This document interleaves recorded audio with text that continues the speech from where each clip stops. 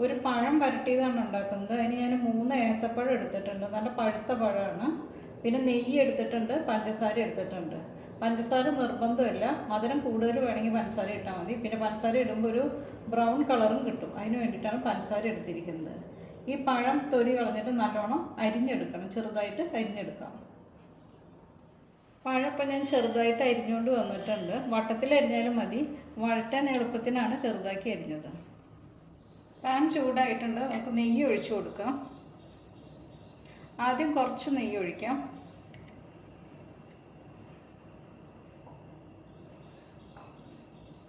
നമുക്ക് പഴം ഇട്ട് കൊടുക്കാം.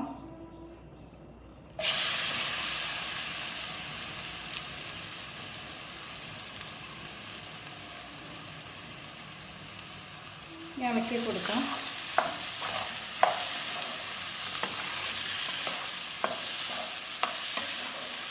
ഇത് ചെറു തീയിലിട്ട് ഇളക്കിയിട്ടാണത് വഴറ്റിയെടുക്കേണ്ടത്. ഇപ്പോൾ പഴം ചെറുതായി ഒന്ന് വഴന്നു വന്നിട്ടുണ്ട്. നമുക്കിതിനെ ഒന്ന് ഉടച്ചു കൊടുക്കണം. വഴന്നു വന്നാൽ ഇതിങ്ങനെ പെട്ടെന്ന് ഉടഞ്ഞു കിട്ടും.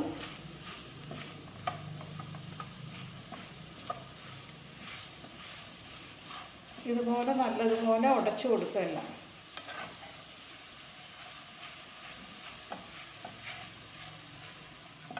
അപ്പം പഴം നല്ലോണം ഉടച്ചെടുത്തിട്ടുണ്ട്. നമുക്ക് ഇതിനകത്തേക്ക് കുറച്ച് പഞ്ചസാര ചേർക്കാം.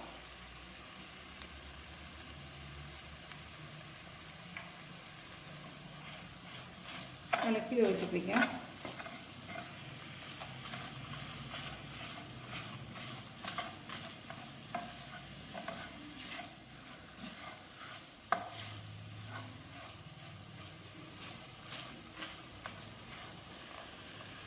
ഇനി ഒരു ശകലം നെയ്യ് ചേർക്കാം.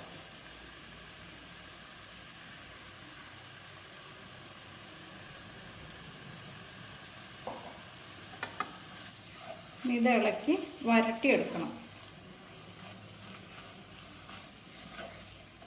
അപ്പോൾ നമ്മുടെ പഴം വരട്ടിയത് റെഡി ആയിട്ടുണ്ട്. ഇതൊരു പാത്രത്തിലേക്ക് മാറ്റാം. ഇപ്പോൾ നമ്മുടെ പഴം വരട്ടിയത് റെഡി ആയിട്ടുണ്ട്. കുട്ടികളൊക്കെ സ്കൂൾ വിട്ട് വരുമ്പോൾ കൊടുക്കാൻ നല്ലതാണ്. പിന്നെ തൊലിയൊക്കെ കറുത്ത പഴമാണെങ്കിൽ ഇതുപോലെ ഉണ്ടാക്കി കഴിക്കാം. ഇത് ചൂടോടുകൂടി കഴിക്കുന്നതാണ് രുചി. തണുത്ത് കഴിഞ്ഞാൽ ഇത് ഹാർഡായി പോകും.